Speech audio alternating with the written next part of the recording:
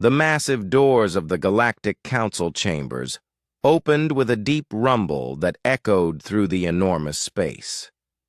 Hyunwoo Kim stepped forward, his black diplomatic uniform a stark contrast against the colorful alien delegates that filled the curved seats around him.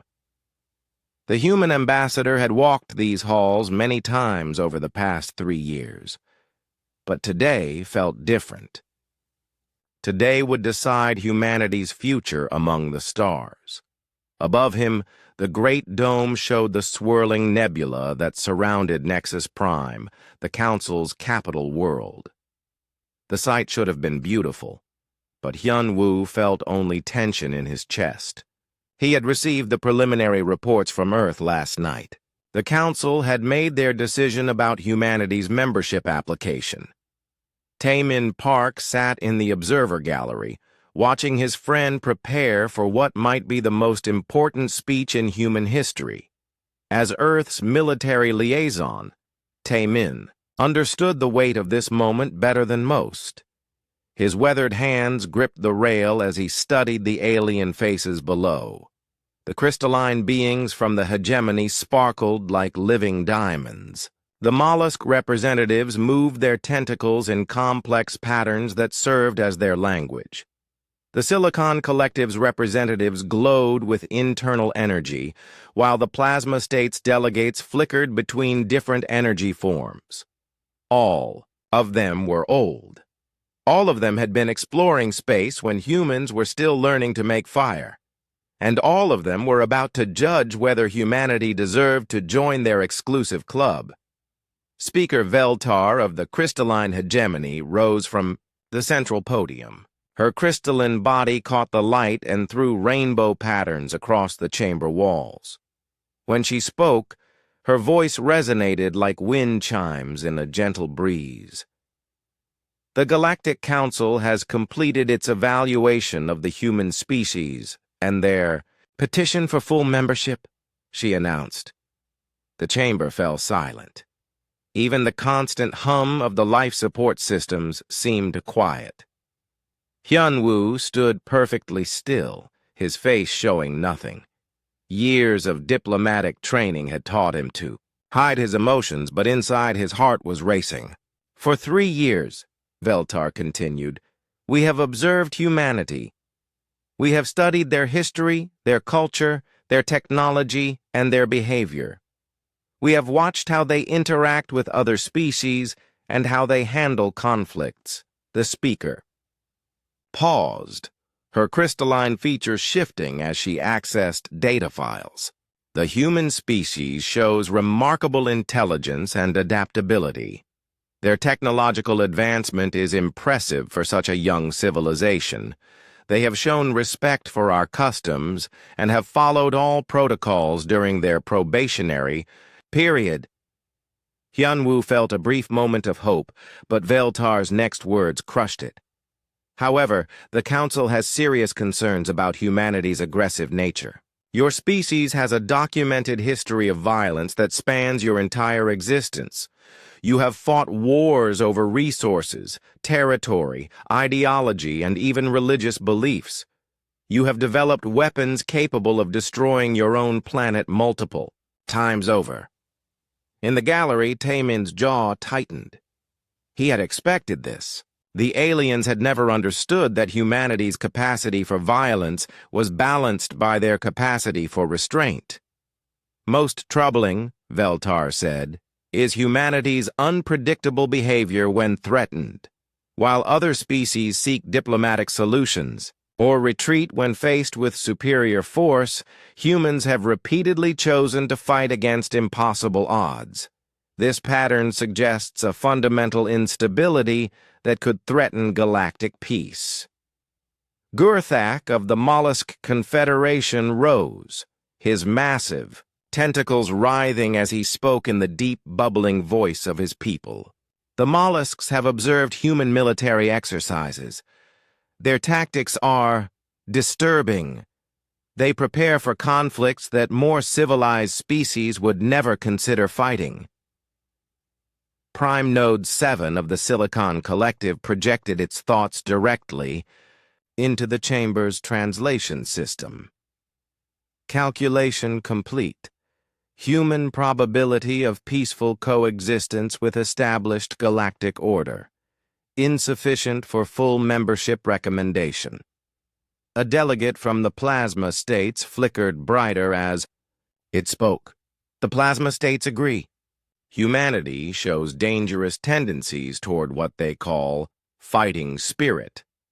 This concept is alien to peaceful civilizations. Hyun-woo listened to each criticism without changing expression, but inside, he was recording every word. Earth's leadership would want to know exactly what had been said and who had said it. Speaker Veltar raised one crystalline hand for silence. Therefore, the Galactic Council offers humanity the following choice. You may accept permanent observer status within the Council. This would require you to surrender your military capabilities beyond what is necessary for basic planetary defense. You would have access to galactic trade networks and scientific exchanges, but no voice in Council decisions. The chamber was so quiet that Hyun-woo could hear his own heartbeat. Alternatively, Veltar continued, humanity may reject this offer and face expulsion from Council space. This would result in a complete trade embargo and quarantine of the Sol system. No Council member would be permitted to interact with humanity in any way. The speaker's crystalline eyes focused directly on Hyun-woo. You have 72 hours to provide your government's response. Hyun-woo stepped forward to the speaking platform. His voice was calm and professional as he addressed the assembled aliens. On behalf of the United Earth Government, I acknowledge the Council's decision. We request the full 72 hours to consider your terms and will provide our response at that time. He bowed slightly in the human gesture of respect, then turned and walked from the chamber. Taemin followed, his military bearing evident in every step. Once they were in the private corridor outside the chambers, Taemin spoke quietly. That went about as well as we expected. Hyun-woo activated his secure communicator. Priority message to Earth Command.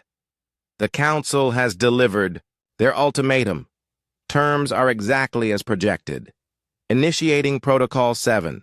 Thousands of light-years away, on a space station orbiting Earth, Ji-won Lee received the coded transmission. As Earth's chief scientist for alien relations, she had been expecting this moment for months. Her fingers moved quickly across her control panel, sending a new message to coordinates throughout the galaxy. The message was simple. The sleeping giant is about to wake up. In secret facilities across human space, lights began to activate. Sealed chambers opened. Hidden ships powered up their engines. For 3 years, humanity had played the role of the eager junior species, desperate for acceptance. They had shown the aliens only what they wanted them to see. But the Galactic Council had made a critical error. They had assumed that what they observed was all that humanity had to offer. They were about to learn that Earth's greatest weapon was not any technology or military force. It was patience. The 72-hour countdown had begun, and across the galaxy, humans began to move pieces into position for a game the aliens didn't even know they were playing.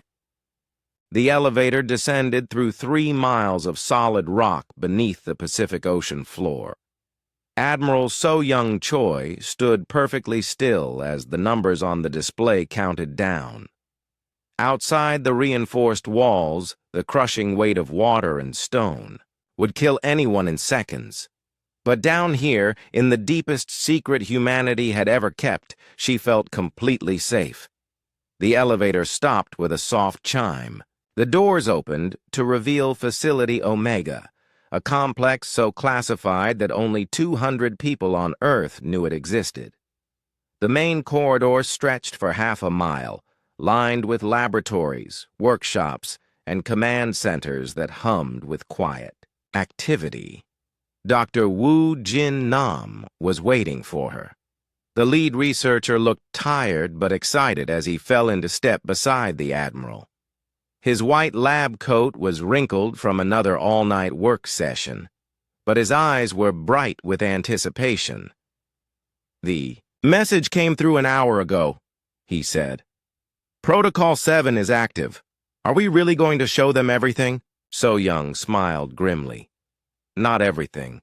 Just enough to make them understand who they're dealing with." They walked past laboratories where scientists worked on projects that would revolutionize warfare throughout the galaxy. In one room, a team was testing quantum entanglement weapons that could strike targets anywhere in the universe instantly. The energy beam passed through space itself, ignoring all known defenses. In another lab, researchers watched as microscopic robots devoured a piece of alien metal, breaking it down molecule by molecule before rebuilding it into something completely different. The nanoswarms could dismantle entire spaceships in minutes, then use the materials to build whatever their programmers wanted. But the most important project was hidden behind blast doors that could survive a nuclear explosion. "Doctor." Nam placed his hand on a scanner, then looked into a retinal reader. The massive doors opened slowly, revealing a chamber filled with humming computers and holographic displays. "The pacification protocol," Dr. Nam said proudly. 12 years of work and we finally cracked it." So Young studied the displays showing alien technology schematics. Every major piece of equipment used by Council species was represented here, broken down to its basic components and principles. "You're certain this will work?" "Completely certain. Every Council species builds their technology using the same fundamental principles. They've been sharing knowledge for so long that their systems are basically identical at the core level. This system can send a shutdown signal that will disable any of their devices remotely." The Admiral nodded. It was elegant in its simplicity. While the aliens had been teaching each other and standardizing their technology, they had created a universal weakness. Humanity had discovered it, studied it, and learned to exploit it. Her communicator buzzed with an encrypted message. "Captain, Yoon is reporting from the Vegan system. All assets are in position." Captain Hyrin Yoon floated in zero gravity aboard a cargo freighter that was hauling synthetic proteins to a mollusk colony world. To any scanner, she was exactly what she appeared to be, a human trader working the outer rim routes that Council species found too boring to monitor closely, but hidden in her cargo bay were weapons that could level a city. More importantly, she carried communication equipment that linked her to similar agents throughout Council space. For 3 years, humans had been slowly moving into position. They worked as traders, researchers, mechanics, and even entertainment providers. The aliens had grown used to seeing them. Nobody suspected that every human in Council space was actually a trained operative. Engineer Min-Ho Seo stood in the Mars shipyards, watching as robotic systems put the finishing touches on humanity's true fleet. The Council had been shown Earth's patrol ships, small, lightly armed vessels designed for system defense. They had no idea that behind the moon, humanity had been building something very different. The UES Retribution was the largest warship ever constructed by human hands.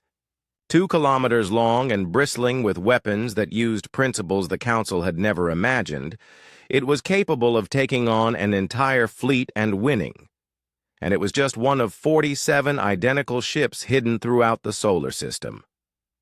Min-Ho ran his hand along the hull plating, feeling the subtle vibration of the quantum armor underneath. The ship's hull could phase in and out of normal space, making it effectively immune to conventional weapons. Its engines could push it to speeds that made Council ships look like they were standing still. "All ships report ready for deployment," he said into his communicator. "Just give us the word." Back in Facility Omega, Admiral So Young received reports from across the galaxy. Every piece of humanity's hidden network was checking in. Colonel Yun Ji Kang was running special operations teams that had been living undercover in Council space for years. Her people had mapped every defense system, every communication network, and every critical facility.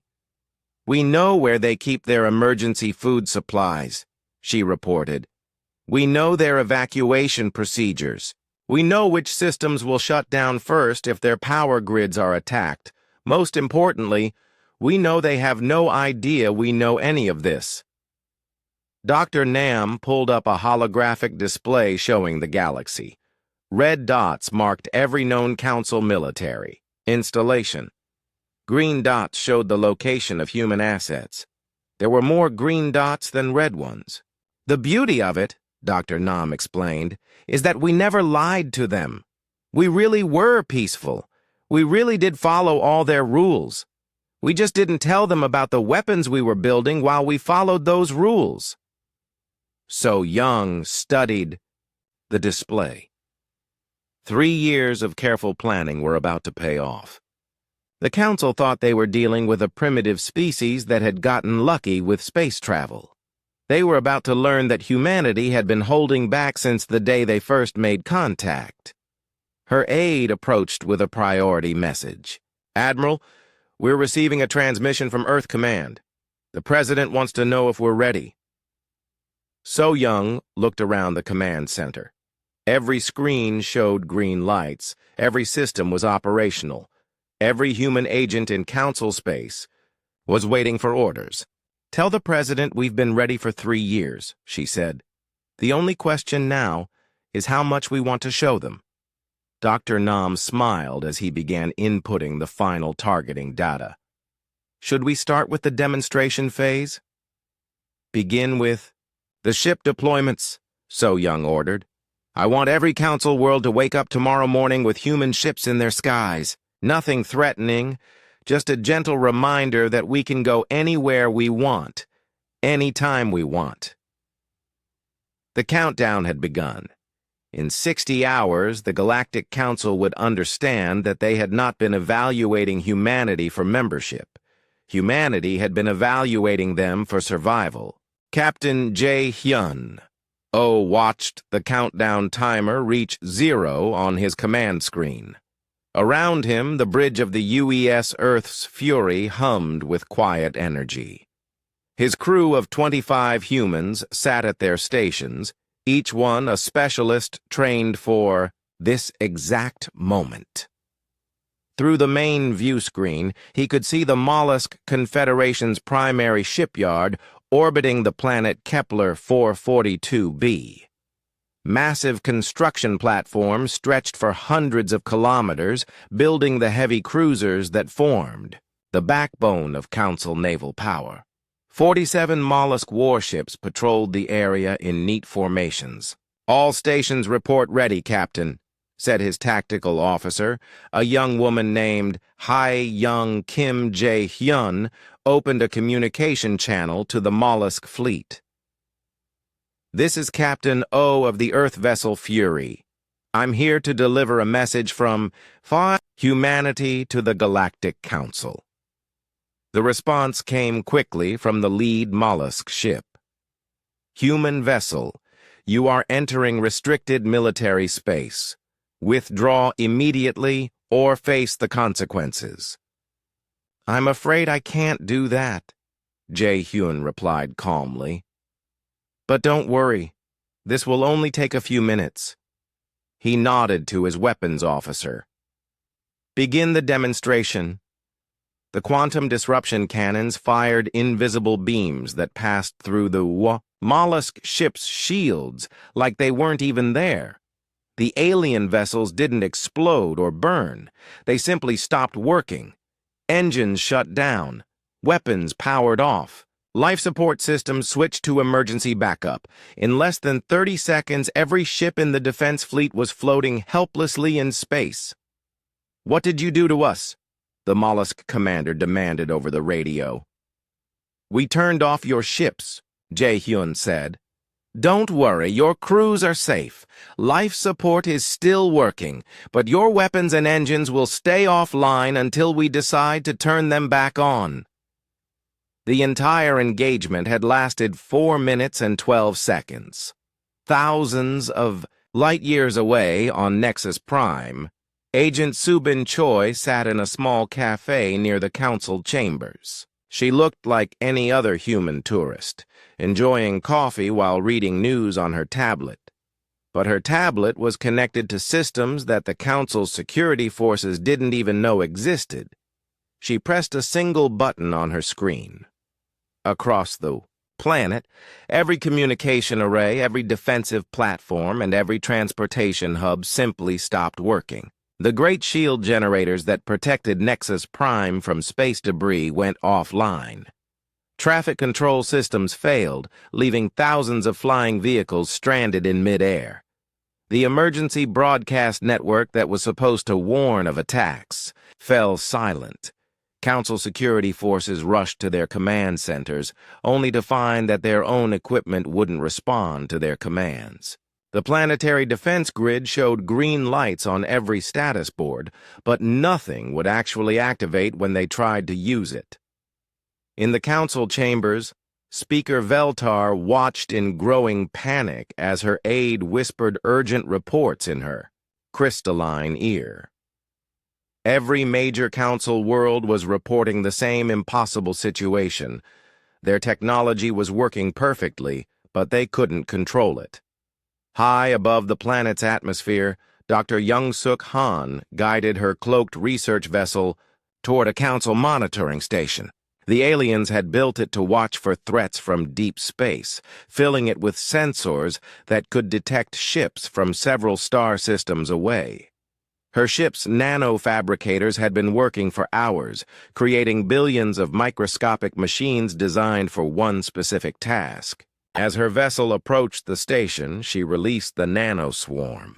The alien crew inside the monitoring station watched in horror as their hull began to change.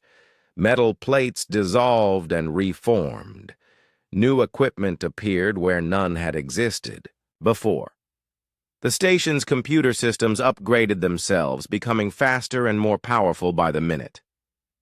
"What's happening to our station?" the crystalline station commander asked over the radio. "We're making it better," Dr. Young-Suk replied. "Cheerfully, your sensors can now detect objects 10 times smaller and twice as far away. Your computers process information 3 times faster. Your life support systems are now 40% more efficient. But you can't just change our equipment without permission?" "We can, and we did. Consider it a gift from humanity." The most shocking moment came when Commander Dong-hyun Kim appeared on every screen in the Council's emergency command bunker. The bunker was supposed to be the most secure facility in Council space, buried 3 kilometers beneath Nexus Prime's surface and protected by shields that could survive a direct hit from a supernova.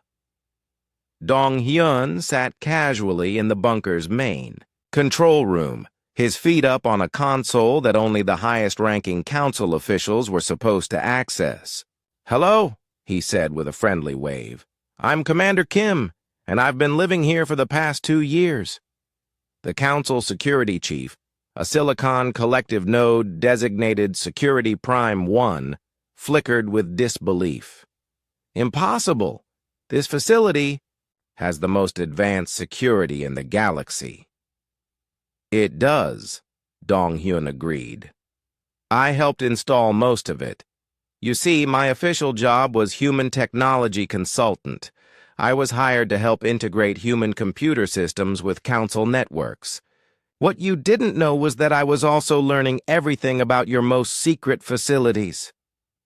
He stood up and walked around the command center, pointing at different systems. This console controls your emergency communication network. This one manages your backup power systems. And this one here, this is where you store all your classified military data. Dong-hyun sat back down and smiled at the camera. I've been keeping your systems running smoothly for 2 years. Every time something broke down, I fixed it.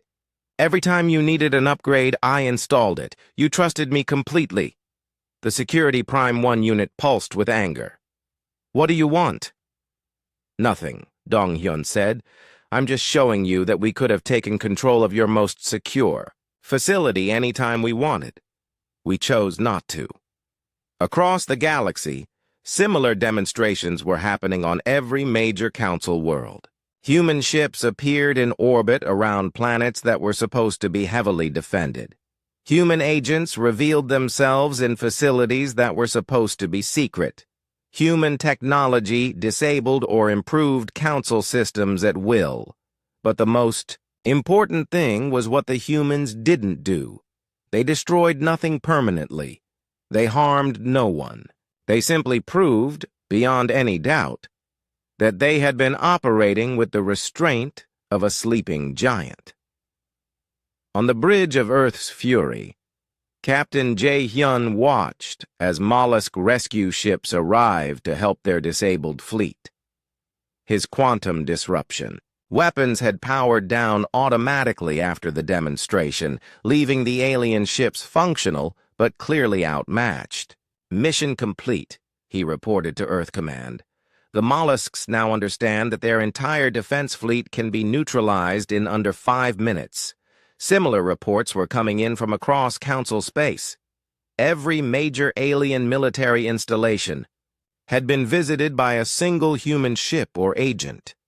Everyone had been left helpless for exactly 10 minutes before their systems were restored. The message was clear. Humanity had been holding back. The question now was whether the Council would be wise enough to understand what they had been shown. The Council chambers on Nexus Prime were running on emergency power provided by human generators. The great dome above flickered occasionally as alien technicians tried to understand why their own systems had failed so completely. Emergency lighting cast strange shadows across the curved walls where delegates sat in stunned silence. Ambassador Hyun-woo Kim walked to the center of the chamber with calm, measured steps. His black diplomatic uniform seemed to absorb the dim light around him. Behind him, a holographic projector hummed to life, displaying the seal of the United Earth Government. "Honored delegates," he began, his voice carrying clearly through the chamber's acoustics. "For 3 years, humanity has been honored to serve as probationary members of this council. During that time, you asked us to prove our peaceful intentions. You wanted to see evidence that we could be trusted with membership in your galactic community." Speaker Veltar's crystalline form caught what little light remained in the chamber. Her voice resonated with confusion and fear. "What have you done? To our systems? How did you disable our entire infrastructure?" Hyun-woo smiled calmly. "We haven't disabled anything permanently. We simply demonstrated what we could do if we chose to be hostile instead of peaceful. Everything will return to normal once this conversation is finished." He gestured to the holographic display, which now showed images of human activities throughout Council space over the past 3 years. "You see, we have been proving our peaceful intentions. We showed you only our civilian technology, our diplomatic corps, and our willingness to cooperate and learn. What we didn't show you was our military capabilities." Dr. Min-A Park materialized as a hologram beside the ambassador. Earth's chief xenobiologist looked tired but determined as she began her presentation. The display behind her showed detailed biological and technological analyses of every council species. "While we were learning about your cultures," Dr. Park said, "we were also studying your weaknesses. The crystalline hegemony's silicon-based biology makes them vulnerable to specific sonic frequencies. The mollusk confederation's nervous systems can be disrupted by certain electromagnetic pulses. The Silicon Collective's networked consciousness can be fragmented by targeted quantum interference. The alien delegates shifted uncomfortably in their seats as the display showed exactly how their most advanced defenses could be neutralized. The plasma states, Dr. Park continued, require specific energy frequencies to maintain their form. Disrupt those frequencies, and they become helpless gas clouds until they can reorganize. Gerthak of the Mollusk Confederation waved his tentacles angrily. This is an act of war. You have violated our sovereignty. No, said Intelligence Chief Haewon Jung as her hologram joined the presentation. We have walked among you as friends and allies. We learned your languages, studied your cultures, and integrated into your societies. We know everything about you, while you know nothing about us. The display shifted to show human agents working throughout council space, scientists in research facilities, traders on cargo ships, mechanics in spaceports, teachers in schools. All of them had been gathering information while appearing to be harmless civilians. Every trade route, Haewon said, every defense network, every resource depot, every emergency protocol. We mapped your entire civilization while you thought we were just eager students learning about galactic society. The most shocking revelation came when Admiral So Young Choi appeared as a life-sized hologram in the center of the chamber. She stood on what was clearly the bridge of a massive warship, with Earth's blue marble visible through the view screen behind her. This vessel, Admiral Choi announced, is the UES Retribution. It has been orbiting Nexus Prime for 8 months, completely undetected by your sensors. The alien delegates gasped as the display showed a 2-kilometer-long dreadnought hanging in space just outside their planet's atmosphere. Its hull seemed to shimmer and phase, making it almost impossible to focus on. The Retribution is one of 47 identical vessels currently positioned throughout Council space, the Admiral continued. Each one carries enough firepower to neutralize an entire system's defenses. They have been there since the beginning of our probationary period. Prime Node 7 of the Silicon Collective pulsed with rapid calculations. Impossible. Our sensors would have detected such large vessels. Your sensors did detect them, said strategist Kyung-Hwan Lee as his hologram appeared. We've been feeding false data to your monitoring systems for 2 years. Every time one of our ships moved into position, your computers recorded it as a natural asteroid or space debris. The display showed a 3-dimensional map of Council space with human ships marked in red. They surrounded every major world, every trade hub, and every military installation. The aliens realized they had been completely surrounded without knowing it. We also have agents in every major council government, Kyung-Hwan continued. Your defense ministers, your intelligence chiefs, your technology coordinators. Many of them have been working with human advisors for years. The display showed photographs of high-ranking alien officials standing next to humans they had trusted as consultants and assistants. The humans were smiling in the pictures, completely at ease among their alien colleagues. We mapped every trade route by working as cargo handlers, Kyung-Hwan explained. We learned about your defense networks by helping to maintain them. We discovered your resource locations by working in your mines and factories. You invited us into your most secret facilities because we were so helpful and trustworthy. Speaker Veltar's crystalline voice cracked with stress. But why? Why go through all this deception? Ambassador Hyunwoo stepped forward again. Because we knew this day would come. We knew that eventually you would decide we were too dangerous to allow into your community. We wanted to be prepared for that moment. He paused, letting his words sink in before continuing. Every species that has ever applied for council membership has been rejected at least once, usually several times. The difference is that most species accept your judgment and try to change themselves to meet your standards. The holographic display showed the history of council membership applications. Species after species had been rejected, then spent decades or centuries modifying their cultures and technologies before being allowed to reapply. Humanity chose a different path, Hyun-woo said. We decided to prepare for the possibility that diplomacy would fail. We spent 3 years learning everything we could about you while hiding our true capabilities. Admiral Choi's voice cut through the chamber from her holographic position. The 47 ships currently in Council space represent less than 10% of humanity's actual fleet. The technologies we demonstrated today are outdated compared to what we've developed in the past year. The silence in the chamber was deafening. The alien delegates were beginning to understand that they hadn't been evaluating humanity for membership.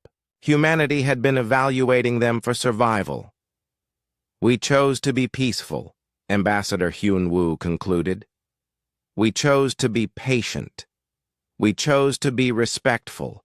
But we never chose to be weak. The emergency session lasted 14 hours.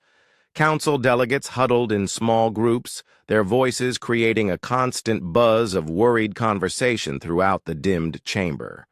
The crystalline beings sparkled nervously as they discussed options. In their musical language, the mollusk representatives wrapped their tentacles around each other in gestures of comfort and fear. The Silicon Collective's nodes flickered rapidly as they processed endless calculations about their new reality.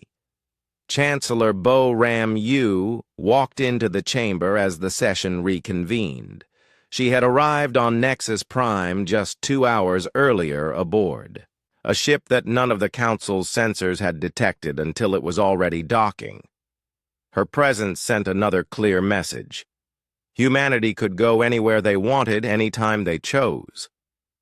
The Chancellor was a small woman with gray hair and kind eyes. But every alien in the chamber now understood that her gentle appearance hid the leadership of the most dangerous military force in the galaxy. She took her place at the center podium where Speaker Veltar had stood just hours before. The Galactic Council is hereby dissolved, Chancellor Yu announced calmly. In its place, we are establishing the Galactic Cooperative. Membership will be voluntary, and decisions will require consensus rather than majority rule. The alien delegates sat in stunned silence.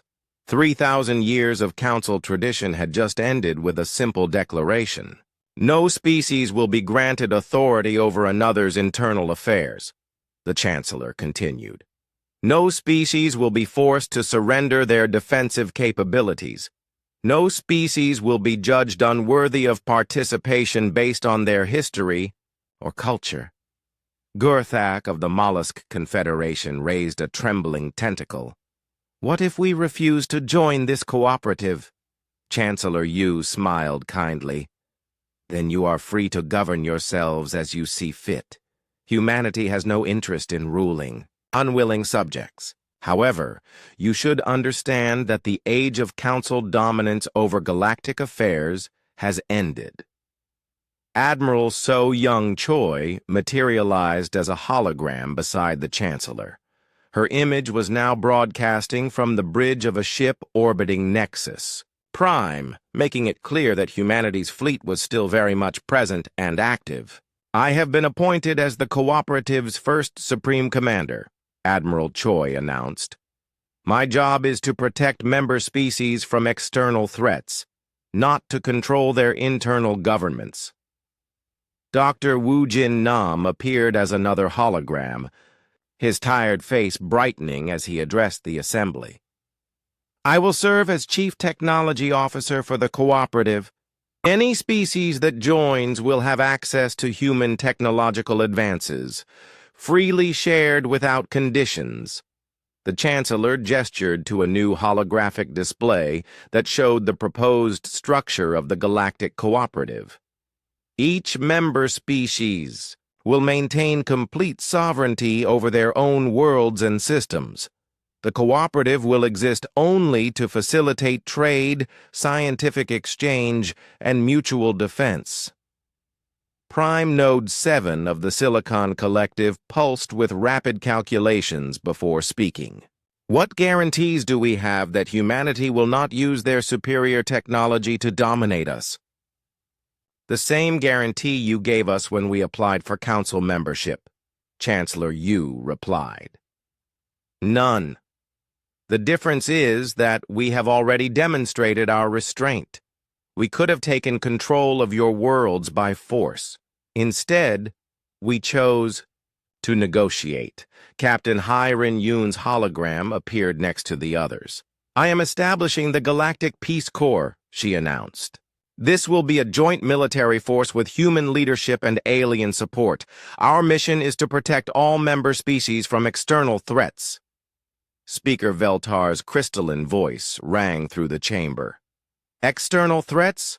What external threats, Captain? Yoon's expression grew serious. The galaxy is larger than council space. There are aggressive civilizations beyond your borders that you have never encountered. Your defensive strategies work against each other, but they would be useless against species that don't follow your rules of warfare. The display showed star maps of regions beyond council territory.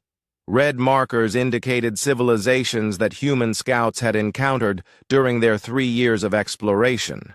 Many of them were marked as hostile. The Devourers consume entire star systems for fuel, Captain Yoon explained. The Machine Collective converts organic life into mechanical components.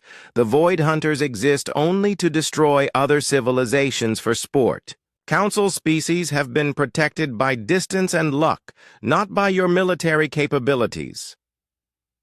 The alien delegates exchanged worried glances. They had always assumed that council space represented the pinnacle of galactic civilization. The idea that more dangerous threats existed had never occurred to them. Dr. Ji-Wan Lee's hologram appeared with a different kind of announcement. I am opening humanity's first galactic research institute. We will share our scientific advances with any species that wants to learn. However, certain technologies will remain restricted to prevent their misuse. The display showed various human technologies, some marked for immediate sharing, others labeled as requiring trust and cooperation before access would be granted. Medical technologies, agricultural improvements, and clean energy systems will be freely available, Dr. Lee explained. Military technologies will be shared only with trusted allies who prove they can use them responsibly. 6 months later, Ambassador Hyun-Woo Kim stood once again in what had been the council chambers. The room had been renovated and expanded, with new seating areas designed to accommodate more species in a less hierarchical arrangement.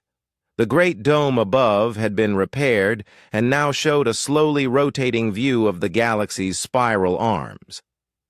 The Mollusk Confederation had been the first to formally join the Galactic Cooperative. Their leader, Gurthak, had privately admitted that humanity's demonstration had been profoundly educational. The Silicon Collective joined next, with Prime Node 7 calculating that cooperation offered better survival odds than resistance. The crystalline hegemony had taken longer to decide, but eventually joined when they realized that the cooperative offered them better trade opportunities than the old council system. The plasma states had joined last, attracted by human energy technologies that could help them maintain their forms more efficiently. New species were arriving regularly, drawn by reports of the cooperative's fair treatment and advanced technology. Species that the old council had rejected for being too primitive or too aggressive found welcome in the new organization. Elder statesman Taemin Park, now retired from active service, often visited the cooperative assembly to watch the proceedings. He had lived through humanity's rise from a single planet to the dominant force in galactic civilization. The greatest victory is the one you win without fighting, he would tell young diplomats who came to learn from him. But sometimes you have to show them what they're not fighting against. The aliens had learned to respect humanity not for what they had done, but for what they had chosen not to do. Earth had inherited leadership of the galaxy not through conquest, but through the careful demonstration of overwhelming power held in check by wisdom and restraint. Years later, when new civilizations encountered the Galactic Cooperative, they would hear the story of humanity's peaceful demonstration. They would learn how a species had hidden their true strength until the moment it became necessary to reveal it. The galaxy had learned the most important lesson in the universe, that sometimes the most dangerous predator is the one that chooses not to hunt.